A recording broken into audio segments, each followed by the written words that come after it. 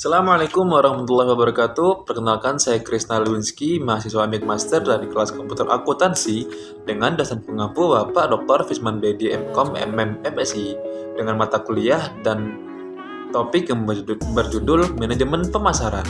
Baiklah, di sini saya akan mempresentasikan beberapa poin, yaitu pengertian konsep manajemen pemasaran. Mari kita mulai. Pengertian pemasaran. Menurut Kotler dan Armstrong 2012, marketing is as the process by which companies create value for customer and build strong customer relationship in order to capture value from customer in return. Artinya, menyatakan bahwa pemasaran sebagai proses di mana perusahaan menciptakan nilai bagi pelanggan dan membangun hubungan pelanggan yang kuat menangkap nilai dari pelanggan sebagai imbalan. Menurut W. White Stenson, menjelaskan pengertian pemasaran sebagai suatu keseluruhan sistem yang bertujuan untuk melakukan perencanaan dan menentukan harga produk atau jasa hingga proses promosi serta pendistribusian produk yang dapat memuaskan pembeli. B. Konsep pemasaran. Konsep-konsep inti pemasaran meliputi kebutuhan, keinginan, permintaan, produksi, utilitas, nilai dan kepuasan, pertukaran, transaksi dan hubungan pasar, pemasaran dan pasar. Kita dapat membedakan antara kebutuhan, keinginan, dan permintaan. Kebutuhan adalah suatu keadaan dirasakannya ketiada kepuasan dasar tertentu. Keinginan adalah kehendak yang kuat akan pemuas yang spesifik terhadap kebutuhan-kebutuhan yang lebih mendalam. Sedangkan permintaan adalah keinginan akan produk yang spesifik yang didukung dengan kemampuan dan kesediaan untuk membelinya. C. Manajemen pemasaran. Manajemen pemasaran berasal dari kedua kata, yaitu manajemen dan pemasaran. Menurut Kotler dan Armstrong, pemasaran adalah analisis, perencanaan, implementasi, dan pengendalian dari program-program yang dirancang untuk menciptakan, membangun, dan memelihara pertukaran yang menguntungkan dengan pembeli sasaran untuk mencapai tujuan perusahaan. Sedangkan manajemen adalah proses perencanaan atau planning, pengorganisasian atau organizing, penggerakan atau actuating, dan pengawasan. Jadi, dapat diartikan bahwa manajemen pemasaran adalah sebagai analisis, perencanaan, penerapan, dan pengendalian program yang dirancang untuk menciptakan, membangun, dan mempertahankan pertukaran yang menguntungkan dengan pasar sasaran dengan maksud untuk mencapai tujuan-tujuan organisasi. Proses pemasaran untuk marketing atau marketing.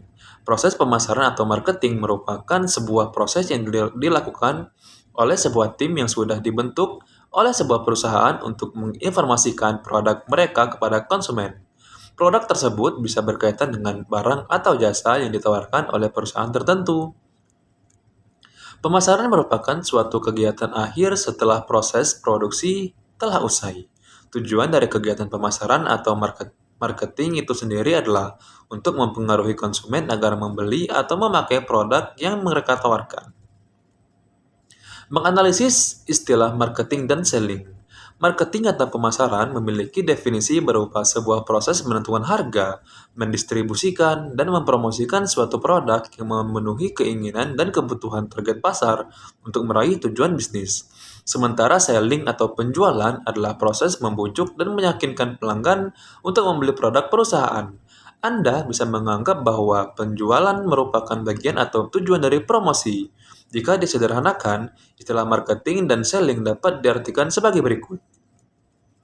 1. Marketing adalah aktivitas pembukaan, sales adalah kegiatan penutupan. 2. Marketing mendapatkan pelanggan atau produk, sales mengirimkan produk pada pelanggan. 3. Marketing mendorong permintaan terhadap produk, sales memenuhi permintaan serta menciptakan hubungan. Jenis produk yang dipasarkan. Yang pertama, ada barang. Barang berbentuk fisik adalah bagian terbesar dari usaha produksi dan pemasaran kebanyakan negara. Setiap tahunnya, perusahaan-perusahaan yang ada di Indonesia memasarkan miliaran produk makanan segar, kendaraan bermotor, produk elektronik, dan sebagai pilar ekonomi modern lainnya. Dengan adanya internet, kini tidak hanya perusahaan yang dapat memasarkan barang, tetapi individu juga dapat memasarkan barang secara efektif. Yang kedua, jasa. Ekonomi semakin maju dari hari ke hari. Aktivitas yang berfokus pada produksi jasa pun semakin besar jasa porsinya. Perekonomian Indonesia kini mencakup perpaduan produksi barang dan jasa. Produksi jasa mencakup hotel, pekerjaan maskapai udara, perusahaan penyewaan kendaraan, salon, tukang cukur rambut, tenaga akuntan, pengacara, dan lain-lain. Yang ketiga, acara. Acara yang dipromosikan oleh pemasar biasanya dilakukan berdasarkan waktu. Contoh, acara seperti pameran dagang, pertunjukan seni, pertunjukan olahraga, dan ulang tahun. Yang keempat adalah pengalaman. Sebuah perusahaan juga dapat menciptakan, memamerkan, dan memasarkan pelanggan dengan memadukan beberapa barang dan jasa.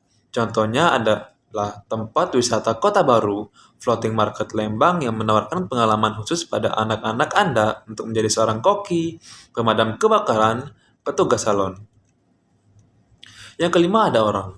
Kini pemasaran selebritis dan selebgram adalah bisnis yang besar.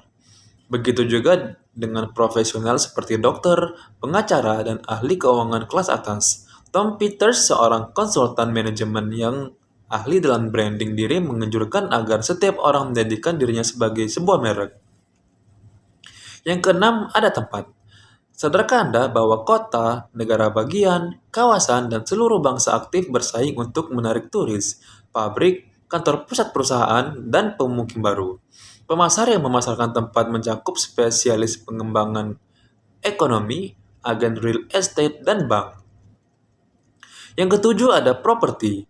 Properti didefinisikan sebagai hak kepemilikan tak berwujud atas properti yang sebenarnya atau properti finansial, dalam kurung saham dan obligasi. Pemasaran diperlukan dalam aktivitas jual beli properti. Yang kedelapan ada organisasi. Organisasi secara aktif bekerja keras dalam membangun citra yang kuat, disukai, dan unik di benak publik. Organisasi nirlaba sekalipun menggunakan pemasaran untuk meningkatkan citra publik mereka dan bersaing untuk mendapatkan halayak atau donatur dan dana donasi. Yang kesembilan adalah informasi. Informasi adalah apa yang dihasilkan, dipasarkan, dan didistribusikan melalui buku, sekolah, dan produk universitas dengan harga tertentu kepada orang tua, siswa, dan komunitas. Produksi, pengemasan, dan distribusi informasi kini menjadi beberapa industri besar di masyarakat. Perusahaan-perusahaan yang menjual produk fisik kini berusaha menambah nilai dengan menggunakan informasi. Yang terakhir ada ide. Setiap penawaran pasar mengandung sebuah ide atau gagasan dasar. Sebut saja produk kosmetik yang dijual oleh produsen di toko dengan menawarkan harapan-harapan lebih cantik kepada pelanggannya. Produk barang atau jasa adalah landasan untuk menghasilkan ide atau manfaat. Pemasar atau marketer adalah seorang yang mencari respons berupa perhatian, pembelian, dukungan, dan sumbangan dari pihak lain yang disebut prospek.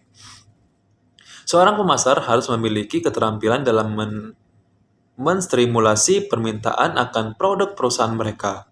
Sedangkan seorang manajer pemasaran berfungsi untuk mempengaruhi tingkat, waktu, dan komposisi permintaan untuk mencapai tujuan organisasi.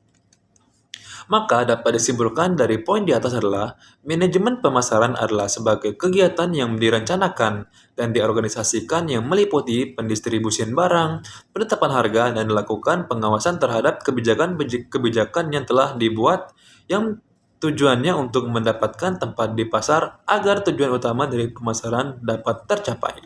Baiklah, begitu saja materi dari saya yang dapat saya informasikan. Mudah-mudahan bermanfaat dan dapat berguna di masa yang akan datang. Terima kasih. Wassalamualaikum warahmatullahi wabarakatuh.